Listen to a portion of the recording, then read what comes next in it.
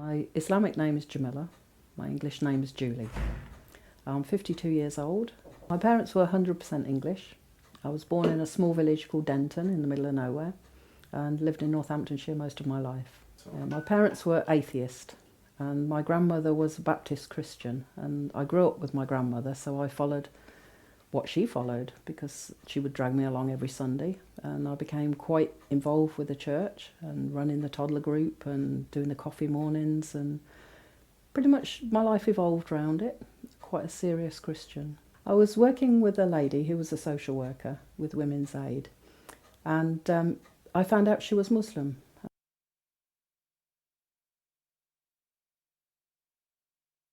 Oh, you can edit it. My Islamic name is Jamila. My English name is Julie. I'm 52 years old and I've been a Muslim for over 20 years. My parents were 100% English. I was born in a small village called Denton in the middle of nowhere and lived in Northamptonshire most of my life. My parents were atheist and my grandmother was a Baptist Christian, and I grew up with my grandmother, so I followed what she followed because she would drag me along every Sunday, and I became quite involved with the church and running the toddler group and doing the coffee mornings, and pretty much my life evolved around it. Quite a serious Christian. I was working with a lady who was a social worker with Women's Aid, and I found out she was Muslim, and I was quite upset because I had the outside image of the Muslims being oppressing women and being violent and aggressive and basically not very nice. So I was quite distressed for her, so I decided I was going to convert her to Christianity. And after a few months she got fed up with me, so she said one day, right, I give you a challenge. If you can find any fault, any mistake, any one thing that's not correct with Islam, not with the people, with Islam, with the Quran, the Hadith or the Sharia law, I'll come to Christianity. So I said, oh, that's great, that's going to be easy, I'll do that. So I took the challenge and I bought some books and I read and I read and I read some more, and I couldn't find anything wrong. And I tried everything. I had quite a bookshelf before I actually decided there wasn't anything wrong. And it was perfect. And all the answers were there, the answers you couldn't find in Christianity. In the Bible I found so many flaws and downright mistakes in places. And when you ask a minister, what about this? It says in Corinthians this, and then it says in Ephesians this. Which is true? It's always a matter of faith. If it's a book of God, there's no faith, there's fact. And I found in Islam the facts were there. Everything was black and white. There was an answer. There wasn't anything where anyone went, well, make your mind up. Because we're human, we shouldn't have to make our mind up. So I found Islam was perfect. And it had all the answers, so I decided after about 6 months of reading I should become a Muslim, which Hamida thought was fantastic. Quite funny, she laughed for a very long time, and then her uncle, who was an imam from Leicester, came down and did the Shahada for me. And I became a Muslim, an undercover Muslim, didn't tell anybody.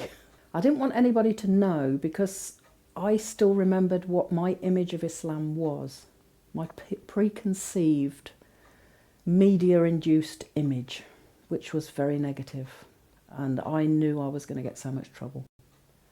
I knew my family would my mum and dad hated me being a Christian. What would they do when I was a Muslim? This would be a shootable offence, I'm sure. So I just didn't tell anyone. My children knew. The people in the church, I was having a few issues with them anyway, so I just stopped going. And when anybody asked, why don't you go? Oh, well, I'm busy. Got something else to do, and I just fobbed them off every time. I didn't give them a definitive answer, so they assumed it was from the other problems that were going on. One of my kids carried on going to the church for quite a few years afterwards, and I had my own business, and I was working predominantly with older English ladies, a lot from the church, and they would ask me, why don't you go? Oh, just I'm busy. And I thought, if they knew I was Muslim, my business would be finished. Nobody would want to talk to me. They'd probably send me off to one of these brainwashing camps like the Jehovah's Witnesses have or something, because it still felt like it was something wrong because the media have got such a bad image. And I thought, how do I convince everybody? It took me 6 months of reading incessantly to find the truth. how am I going to convince everybody? Especially my mum and dad, who were very racist, very anti-religion. They were atheist. So fast forward 3 years of being a Muslim, and I decided I wanted to get married again. And I met a guy who was originally from Zanzibar, and we got married. I knew him for a couple of years, and then we got married. And my family were very upset. My father was quite racist, so he was upset that I was marrying a black guy. And then when he found out he was Muslim, he was like, oh my God, now he's going to force you to be Muslim. And it was quite a heated conversation, because he was saying, oh, I'm going to cut you out of the will and all this stupid talk. And I said, I don't care, cut me out, I don't care. And I said, and as for becoming Muslim, I've been Muslim for like years, just never told you. And they were really upset. But they sort of ignored it because I suppose they thought, well, he should have been Muslim for years and we didn't know. So it doesn't mean anything. And they kept saying I was stupid, but it's no worse than going to the church. They just thought God was a silly idea. Yeah, after a few years, my dad unfortunately got Alzheimer's, which was in a way fortunate for me because he forgot about racism. He forgot why he didn't like my husband, and he forgot why he didn't get on with me, and we became friends again. My husband never went in the house again because we were worried that if he saw him, he would remember why he didn't like him. So he would always say, oh, why didn't Max come in? I'd say, oh, he's busy, he's at work, something. Oh, he's so good. The kids keep saying, well, he's done this and he's done that. And all of a sudden, Max was a nice guy. And we didn't want to risk it. But yeah, it was quite good. He completely forgot about racism. And he forgot that Islam was a bad idea. And he seemed more accepting of who I was and how I was, rather than the image of Islam, because he saw that I was a better person. And he was quite good with me. And after he died, my mother lived for another, I think, 7 or 8 years. She still hated Islam, and if she saw me go off into the bedroom to do my salah, I'd get stupid comments of, why do you put your head on the ground? You're wasting your time. What's the point? Just enjoy your life. You're losing so much for this silly religion. But then she got cancer, and she was very ill very fast. And I sat with her in the hospital, and she was lucky. She was treated. Each doctor that came to her was a Muslim. And I remember one particular comment. It was like gold coming out of her mouth. She went, this Islam you joined is a lovely club. That was her acceptance almost of the religion, because the people, she saw the difference, that the Muslim people had more time for her. They were kinder with her. They talked better with her. She had one non-Muslim doctor who was very abrupt and went, look, we've got to do this and we've got to do that. And she was like, I don't like you, I don't want you again. Because she realised some people are caring, some people are not. Not necessarily with the religion, but, you know, it helped. And then one day when she was very ill, I didn't want to leave her bedside. I was sleeping there. So I had to do my salah there. She was resting, so I pulled the curtain round. And I started doing my salah, and she started waking up. And I thought, what do I do? Do I stop my prayer? Do I talk to her? Do I wait for her to call me? What do I do? So I just carried on praying, and she's moaning and groaning and waking up. And then she went quiet, and I thought, oh, thank God for that, she's gone back to sleep. So I finished my prayer, and when I got up, it was like a different person. She said to me, oh, I hope you prayed for me. Normally, if she'd have come into her house or my house when I was doing my salah, there would have been some 4-letter words, and why do you waste your time? Why are you putting your head on the floor? There isn't a God, you're wasting your time. But all of a sudden, she seemed to realise that this was important. And there was one saying I always used to have, even as a Christian. I did a lot of volunteer work. My mum didn't approve. And I'd always say to her, I'll get paid in the next life. And one day in the hospital, there was an old lady sitting opposite my mum. And there isn't enough nursing staff. And she was sliding out of her chair. And she got her feet on the cold floor. So I went and I helped her back into her chair, and I took a pillow off one of the beds and I put it under her feet. And when I went back, my mum said to me, she goes, yeah, I know, you'll get paid in the next life.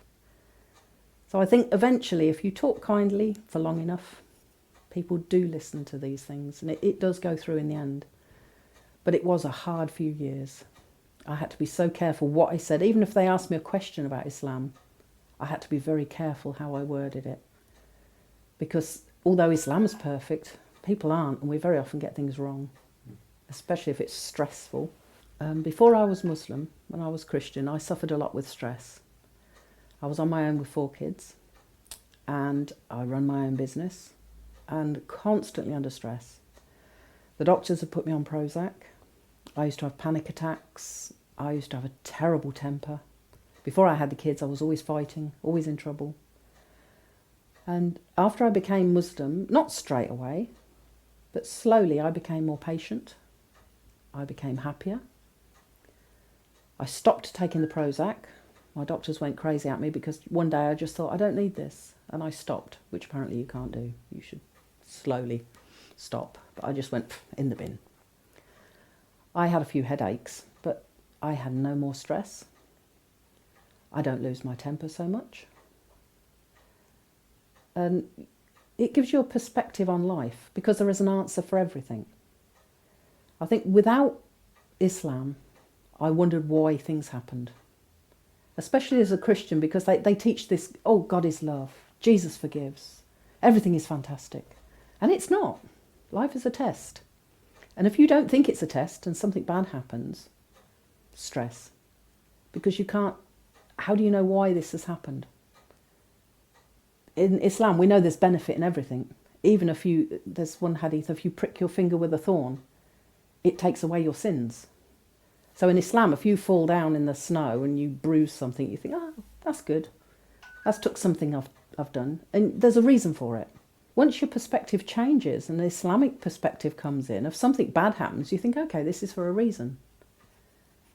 And this is making me better. And you're happy about it. Everything is for a reason. When you believe this and you live by it, you're never short of anything. It's only when you start to think, oh, I've got this big problem and this big problem's crushing me. You allow it to crush you. When you say, I've got this big problem, but my God is bigger, and this big problem is making me better, it's a small problem. So I'd advise you to read more and learn as much as you can, because a lot of people who are born Muslim, they've got their culture mixed with their Islam. And you don't want to get confused and go for the culture and not the Islam.